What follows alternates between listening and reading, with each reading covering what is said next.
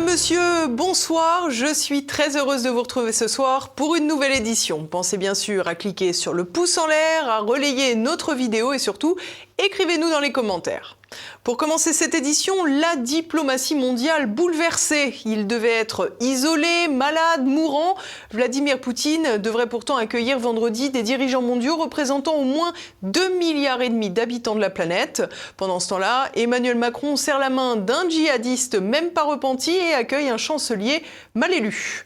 Nous reviendrons d'ailleurs sur cette élection historique en Allemagne. Friedrich Merz a dû attendre un second tour pour prendre officiellement la tête du gouvernement. Un désaveu qui le poursuivra pendant longtemps. Et puis nous irons ensuite en Angleterre où les élections locales ont montré une nouvelle percée du souverainisme. Le parti Reform UKIP de Nigel Farage est sorti grand vainqueur du scrutin. Pendant qu'Emmanuel Macron reçoit l'ex-djihadiste, désormais modéré, Al-Shara à Paris, Vladimir Poutine se prépare pour les célébrations du 9 mai à Moscou, un événement auquel assistera une trentaine de dirigeants étrangers. Le point tout de suite. Les diplomaties mondiales à l'épreuve du réel. À la veille de la grande fête patriotique russe pour célébrer la victoire soviétique sur l'Allemagne nazie, les chiens de guerre néoconservateurs s'apprêtent à recevoir un nouveau camouflet. En effet, tandis que le président français accueille ce mercredi à bras ouverts le nouveau dirigeant syrien Mohamed Al-Shara, ancien membre de l'État islamique et d'Al-Qaïda, près de 2,5 milliards de personnes seront représentées par leurs dirigeants vendredi en Russie. En effet, si la présence du président chinois et du leader nord-coréen a déjà été annoncée de longue date, de nombreux autres pays seront présents, à l'image des membres du groupe BRICS+, comme l'Égypte, l'Éthiopie et l'Indonésie notamment. À ces derniers s'ajouteront beaucoup d'autres partenaires de la Russie. À noter que le Premier ministre indien Narendra Modi ne sera finalement pas présent à Moscou en raison des affrontements actuels entre son pays et le Pakistan. Il n'en reste pas moins que l'Inde, représentant plus d'1,4 milliard de personnes, aurait porté la représentativité démographique des événements en Russie à près de 4 milliards de terriens, un chiffre à mettre en parallèle du G7 et ses 777 millions d'habitants représentés. Vous l'aurez donc compris, pour l'isolement de Vladimir Poutine sur l'échelle de la planète, c'est un peu comme pour son quintuple cancer et sa maladie de Parkinson, c'est vraiment très relatif. Il faut également préciser que si Viktor Orban, le leader hongrois, toujours offensif au sein de l'Union européenne, mais jusqu'à un certain point seulement, ne sera pas présent, en revanche, le dirigeant serbe Alexander Vučić sera également à Moscou, à l'instar d'un autre dirigeant européen, le Slovaque Robert Fico, rescapé d'un attentat. Kaja Kallas, la prétendue chef de la diplomatie européenne, avait exhorté les dirigeants européens à ne pas se rendre à Moscou le 9 mai. Le Slovaque lui avait d'ailleurs répondu qu'il était le chef d'un pays souverain et que personne n'avait à lui dire où il devait voyager ou non. Selon certaines sources, l'avion de Robert Fico aurait toutefois été interdit de survoler les espaces aériens lituaniens et polonais. Cela reste à confirmer, mais depuis, il est toutefois avéré que l'Ukraine tente depuis plusieurs jours de mettre la pression sur les célébrations russes. Des centaines de drones ont été interceptés, notamment aux abords de Moscou, et une dizaine d'aéroports de Russie ont dû fermer à plusieurs reprises, y compris le plus important de la capitale, 2 fois durant la nuit dernière. Des mesures de précaution selon le Kremlin. Quoi qu'il en soit, et malgré le déni occidental, l'événement mondial de ces prochains jours, en plus du conclave, se déroulera à Moscou, bien loin de la petite rencontre entre Emmanuel Macron et le nouveau chancelier allemand péniblement élu, ou du fameux tapis déroulé à l'Élysée pour la première visite officielle du leader de la Syrie, où des milliers de personnes issues de minorités alaouites, druzes et chrétiennes ont récemment été massacrées. À chacun sa diplomatie. Habemous, chancelier. Après un premier scrutin raté, Friedrich Merz a fini par être élu chef du gouvernement en Allemagne. Une victoire ratée qui lance le patron de la CDU de la pire des manières, Olivier Frère-Jacques.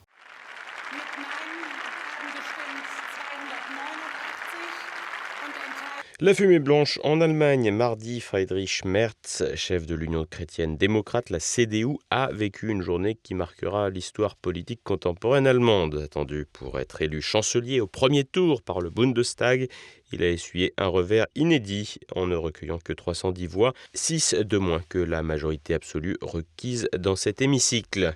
Se camouflait dans un pays habitué à la stabilité institutionnelle, biberonné au consensus, témoigne de la fragilité de la coalition formée avec les sociaux-démocrates, le SPD, et les défis qui attendent le nouveau chancelier. Avec 328 voix théoriques issues de la coalition CDU-SPD, Friedrich Merz aurait dû passer sans encombre. Pourtant, 18 parlementaires issus probablement des deux camps ont fait défection.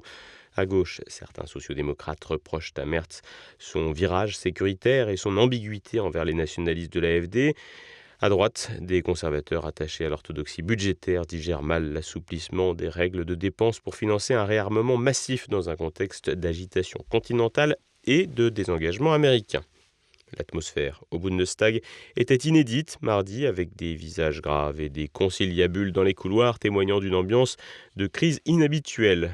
Olaf Scholz, chancelier SPD sortant, a appelé à garder son sang-froid pour ne pas faire le jeu de l'alternative pour l'Allemagne, l'AfD, qui a de son côté immédiatement réclamé de nouvelles élections, forte de ses 20,8% aux législatives de février.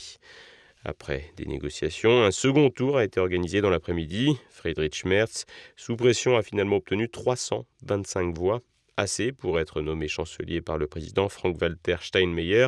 Mais cette victoire en demi-teinte laissera des marques. En effet, si dès le début de son mandat de chancelier, Friedrich Merz ne dispose pas de toutes ses troupes derrière lui, on peut légitimement se demander comment cet attelage politique tiendra dans la distance. La coalition, déjà fragile, repose sur des compromis précaires entre une CDU en quête de rupture et un SPD affaibli par une débâcle électorale historique. Friedrich Merz, à 69 ans, hérite d'une Allemagne en crise économique et en proie à des remous institutionnels, alors que l'UE est considérablement affaiblie par sa défaite par procuration en Ukraine et une incapacité chronique à exister en tant qu'entité, si ce n'est pour contraindre ses propres citoyens. Les visites du chancelier à Paris, puis à Varsovie, tenteront de remettre en selle Berlin sur la scène européenne. Difficile, cependant, d'imaginer Friedrich Merz faire des étincelles après un tel faux départ. Du côté d'Emmanuel Macron et des éditocrates centristes, on tente une nouvelle fois de vendre la possibilité de relancer le fameux couple franco-allemand. Mais même les plus acharnés semblent ne plus y croire. Au Royaume-Uni, le mouvement souverainiste se renforce. Les élections locales ont montré une nouvelle percée de réforme UKIP, tandis que le gouvernement travailliste est déjà désavoué et que les conservateurs ont perdu la confiance de leurs électeurs. Les explications de Renaud de Bourleuf. Réforme UK révolutionne le paysage politique britannique. Jeudi 1er mai, des élections locales se sont tenues en Angleterre pour un renouvellement partiel des circonscriptions territoriales.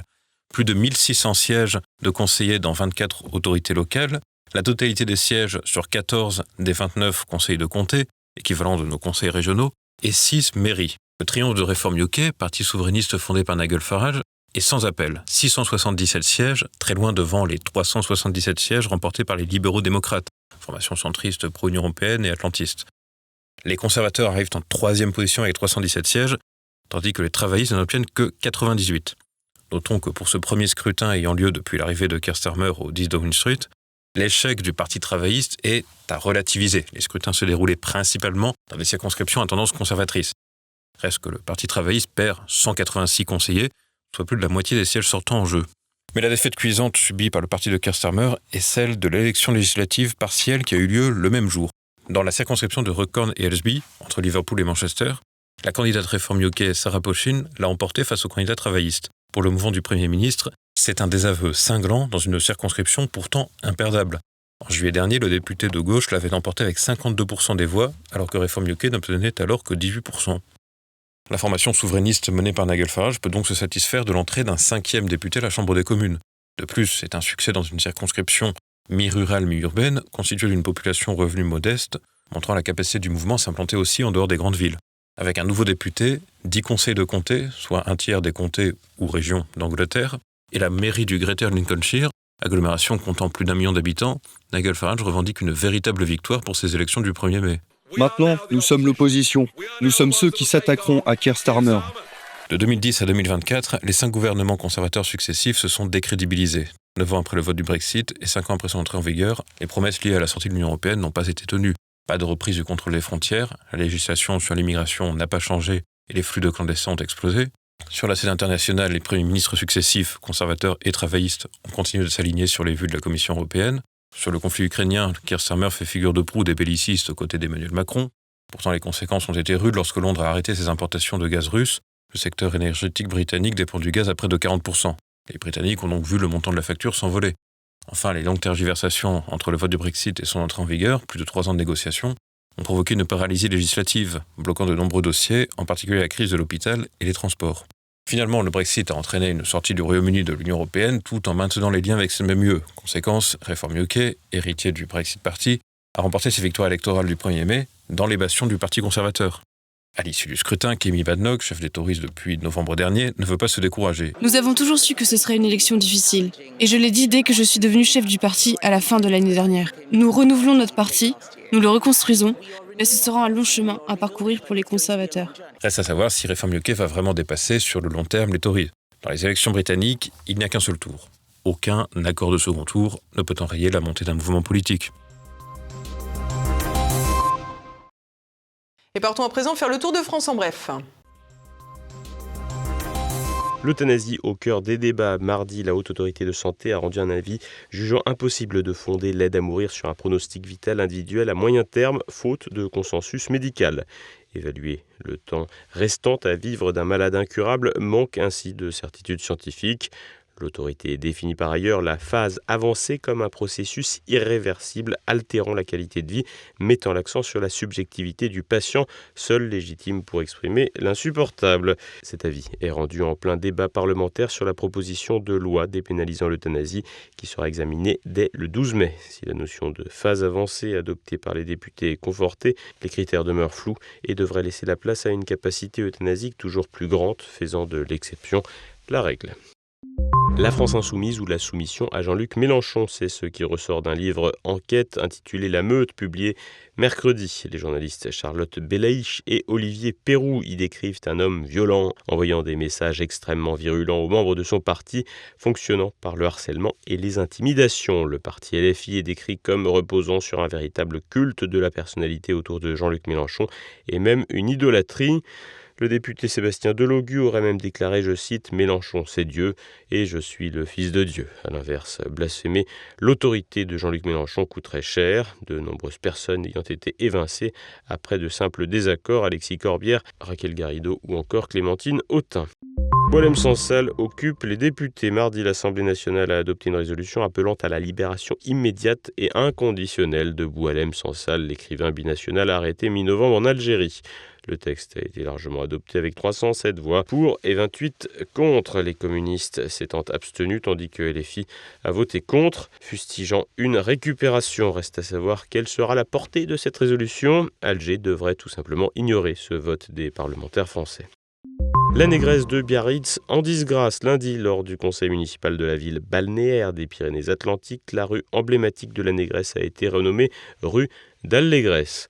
Le quartier du même nom n'a pas encore profité du ripollinage historique. Le 6 février dernier, la Cour administrative de Bordeaux, éloignée de l'identité de Biarritz, avait accepté une demande de mémoire et partage d'une association bordelaise spécialiste du, je cite, « travail de mémoire sur la colonisation et l'esclavage » pour que la municipalité biarrote revoie 2 délibérations pour renommer l'appellation jugée raciste, sexiste et de nature à porter atteinte à la dignité de la personne humaine. Le maire LR de la ville, Maïda Arostegui, a déploré cette opération qui va désormais occuper le Conseil d'État. En attendant, toutes les références à la négresse, en dehors de cette rue, seront conservées. Et l'on poursuit avec l'actualité internationale. Affrontement entre puissances nucléaires sur le continent asiatique. Dans la nuit du 6 au 7 mai, 9 camps terroristes ont été ciblés par des missiles indiens. L'Inde avait promis une riposte après l'attaque djihadiste dans le Cachemire indien, le 22 avril dernier, une attaque ayant tué 26 civils. Narendra Modi avait dénoncé les liens troubles des autorités pakistanaises avec les mouvements terroristes. La sécurité pakistanaise a déclaré rejeter catégoriquement l'accusation de New Delhi quant à la présence de camps terroristes sur son territoire. Près de 40 civils ont pour l'heure été tués au Pakistan et près d'une dizaine du côté indien, du fait des ripostes de l'artillerie pakistanaise. 5 chasseurs indiens auraient été abattus, dont 3 Mirage. La Turquie a alerté du risque de guerre totale et la Chine s'est portée volontaire pour jouer un rôle constructif afin d'apaiser les tensions. Paris et Berlin ont appelé à la retenue. L'avenir de ce conflit, qui devrait mettre dans l'embarras les États-Unis, alliés des Indiens, mais avec des liens étroits et intéressés avec le Pakistan, sera à observer de près. Les négociations autour des droits de douane américains s'enchaînent. Ce mercredi, les États-Unis et la Chine ont annoncé une rencontre organisée en Suisse en fin de semaine pour relancer les négociations commerciales. Le vice-premier ministre chinois devrait donc échanger avec le ministre américain des Finances, Scott Bessent, et le représentant américain au commerce. Pékin a toutefois déjà précisé que sa position de principe ne changerait pas. Dans le même temps, Bernard Arnault, le richissime patron de LVMH, était à Washington avec son fils aux côtés de Donald Trump pour assister à la prestation de serment de l'émissaire spécial Steve Witkoff. Le président des États-Unis a qualifié ses hôtes de très bons amis.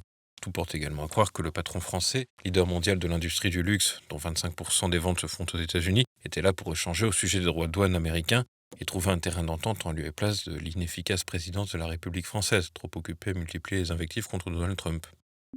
Rencontre américaino-canadienne à la Maison-Blanche. Mark Carney, nouveau Premier ministre canadien, et Donald Trump se sont rencontrés mardi à Washington dans une ambiance courtoise mais tendue.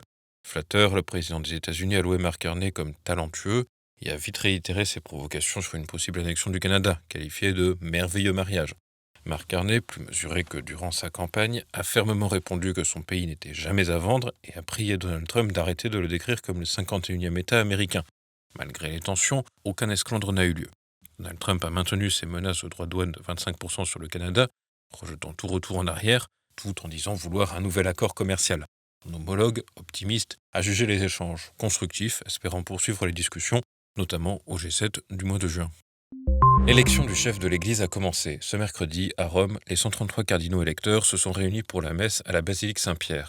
Des fidèles catholiques ont pu y assister et prier pour l'élection du souverain pontife. Dans l'après-midi, les cardinaux se sont rendus en procession du palais apostolique vers la chapelle Sixtine. Après un temps de prière, le maître des cérémonies liturgiques pontificales a prononcé la célèbre formule Extra Omnes, qui signifie tout le monde dehors. Les cardinaux se sont alors enfermés à huis clos dans la chapelle Sixtine pour élire celui qui mènera les 1,4 milliard de catholiques dans le monde. La durée du conclave n'est pas connue à l'avance et dure souvent entre 2 et 3 jours.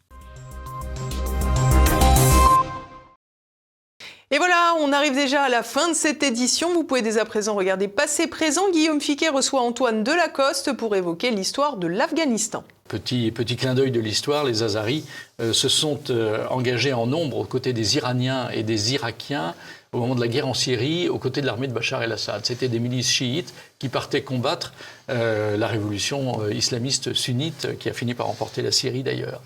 Donc il y a en Afghanistan, là aussi, cette confrontation sunnite-chiite que l'on retrouve, même si les sunnites représentent 90% de la population. Demain dès jeudi, vous pouvez retrouver un zoom avec l'essayiste allemand Constantin von Hofmeister sur son ouvrage Multipolarity qui évoque la fin de l'hégémonie des États-Unis. C'est à présent la fin de cette édition. Rendez-vous demain jeudi 8 mai, nous serons là.